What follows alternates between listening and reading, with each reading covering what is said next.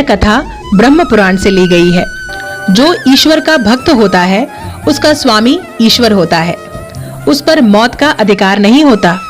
अनधिकार चेष्टा करने से मौत की भी मौत हो जाती है।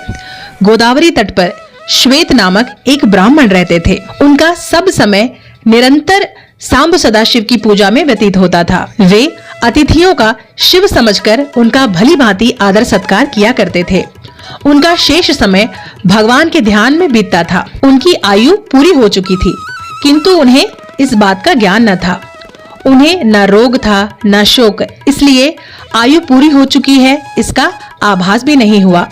उनका सारा ध्यान शिव में केंद्रित था। यमदूत समय से उन्हें लेने आए, परंतु वे उनके घर में प्रवेश नहीं कर पाते थे। चित्रगुप्त ने मृत्यु से पूछा, मृत्युदेव, श्वेत अब तक यहाँ क्यों नहीं आया? तुम्हारे दूत भी नहीं आए? यह सुनकर मृत्यु को श्वेत पर बहुत क्रोध आया। वे स्वयं उन्हें लेने दौड़े। घर के द्वार पर यमदूत भय से कांपते हुए दिखाई पड़े। उन्होंने मृत्यु से कहा, नाथ, हम क्या करें? श्वेत तो शिव के द्वारा सुरक्षित है। उसे तो हम देख भी नहीं पा रहे हैं। उसके पास पहुंचना तो अत्यंत कठिन है। दूतों की बात सुनकर मौत का क्रोध और भभक उठा। वे झट ब्राह्मण के घर में प्रवेश कर गए। ब्राह्मण देवता को ये पता भी नहीं था कि यहाँ क्या हो रहा है। मृत्युदेव को झपटते देखकर भैरव बाबा ने कहा, मृत्युदेव, आप लौट जाइए। परंतु मृत्युदेव ने उनकी बात को अनसुनी कर श्वेत पर फंदा डाल दिया। भक्त पर मृत्यु का यह आक्रमण भैरव बाबा को सहन न हुआ। उन्होंने मृत्यु पर डंडे से प्रहार कर दिया। मृत्युदेव वहीं पर ठंडे हो गए। यमदूत भागते हुए यमराज के पास पहुंचे। वे डर के मारे थरथर कांप रहे थे। मृत्यु की मृत्यु सुनकर यमराज को बहुत क्रोध आया।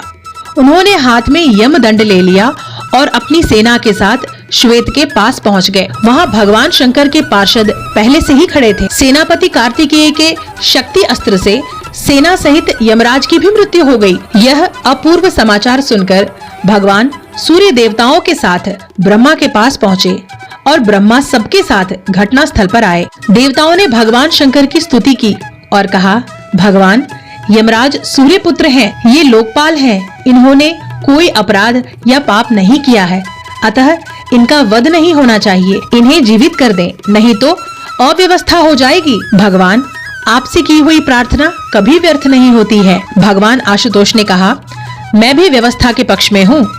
वेद की एक व्यवस्था है कि जो मेरे अथवा भगवान विष्णु के भक्त हैं, उनके स्वामी स्वयं हम लोग होते हैं। मृत्यु का उन पर कोई अधिकार नहीं होता। यमराज के लिए यह व्यवस्था की गई है कि वे भक्तों को अनुचरों के साथ प्रणाम करें। इसके बाद भगवान शिव ने नंदी के द्वारा गौतमी गंगा यानी कि गोदावरी का जल मरे हुए लोगों पर छिड़कवाया। तत्क्षण सबके सब स्वस्थ होकर उठ खड़े हुए और अपने अपने धाम को लौट गए।